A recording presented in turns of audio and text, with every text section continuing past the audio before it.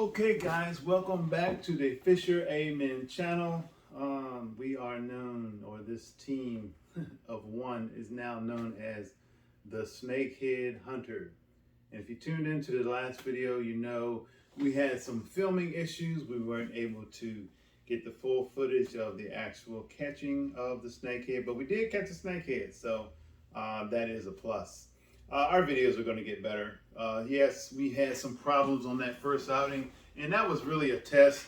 That was the first outing where we were actually going out to fish for snakeheads. I wanted to see how the Aircat could get back into the areas that we need to get to, and to see and find any shortcomings that we may have.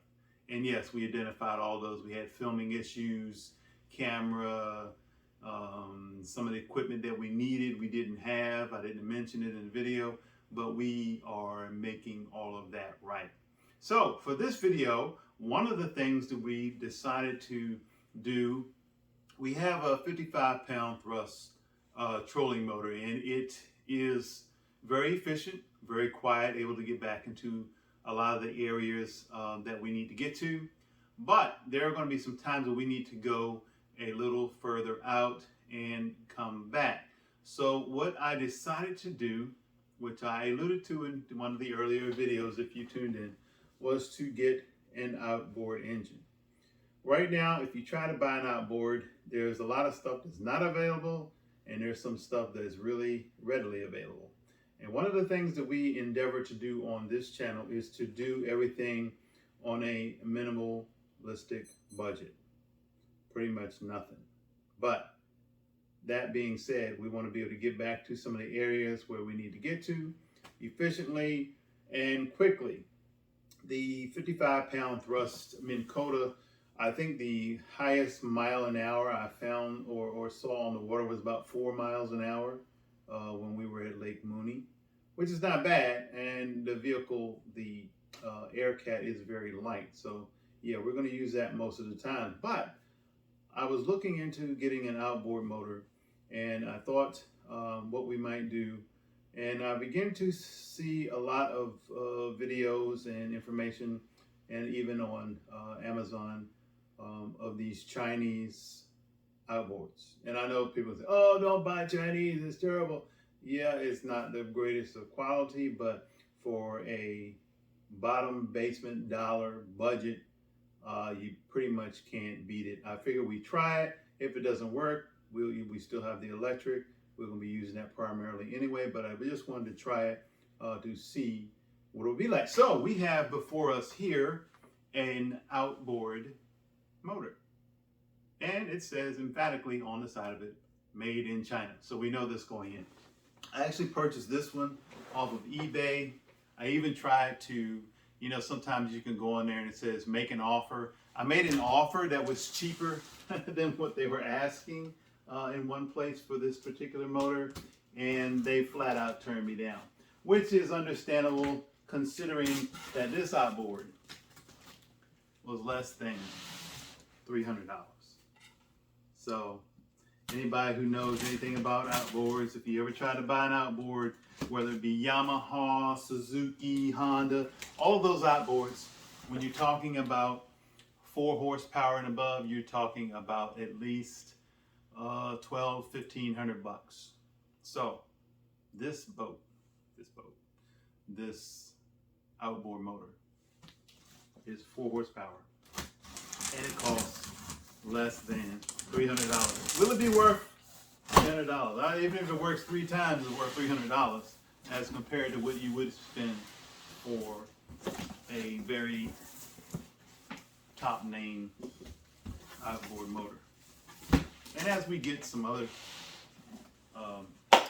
financial backing, as far as somebody else's wallet but mine, we may in fact get a nicer, maybe about a 10 horsepower later on, but we'll see. We will see. It's all trial and error, and I'm testing it out so you don't have to. So we are here. I ordered this, I want to say last Thursday maybe, and this is Sunday and it is here already.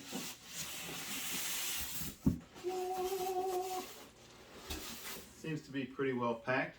And one of the things that I like about this motor, and I did a little bit of research watching some videos on YouTube to see some of the other people who have purchased this outboard motor, and they all said the same thing.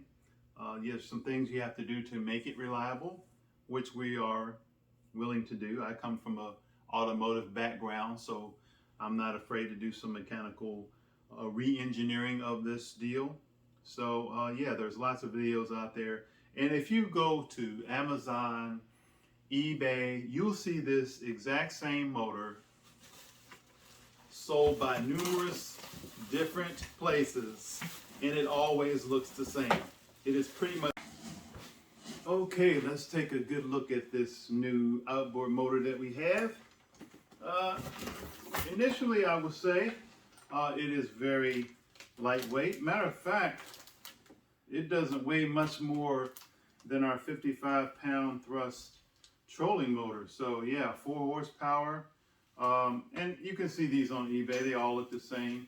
It has a oil fill, pusher pull start, fuel tank, air filter, all the things that you would expect to see. And you know, to be honest with you, it really does not look super cheesy. I mean, it looks pretty good. I must say that I'm so far impressed with what it is for how much it costs.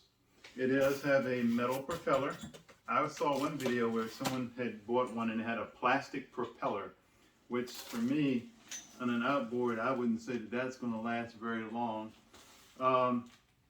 Yeah, it's very well packaged, I would say. Considering when I saw it being delivered, the person just kind of threw it up on the front porch. Yes, packaged well. Comes with a funnel. I guess you can use this to fill oil. A little jug for mixing fuel. Not sure why you need to mix fuel. This is a 4-cycle engine. It has a tool kit. Not sure. This is probably for removing maybe the propeller. I'm not sure, or I don't know. Has a little cup to fill, probably showing you how much oil. Of course, these do not come with any oil in the engine or gear oil in the lower unit, so we'll have to purchase. And I'm going to buy the best oil and the best gear oil and the best oil, 4-cycle oil for this that you can buy, because you can't. I mean, if you're going to buy something cheap, at least buy something that'll make it stay together as long as possible. It also comes with another tool kit for all the different fasteners on here. So yeah, that's not bad. What we're going to be doing, we're going to be trying this out. I'm going to see, and I will let you know how fast this will actually propel us on the Aircat. The trolling motor, the 55-pound thrust trolling motor, I did see 4 miles an hour on Lake Mooney with a full charge. So that's not bad for, you know, the gear and everything that we have in the catamaran. That's a good thing. While we were away,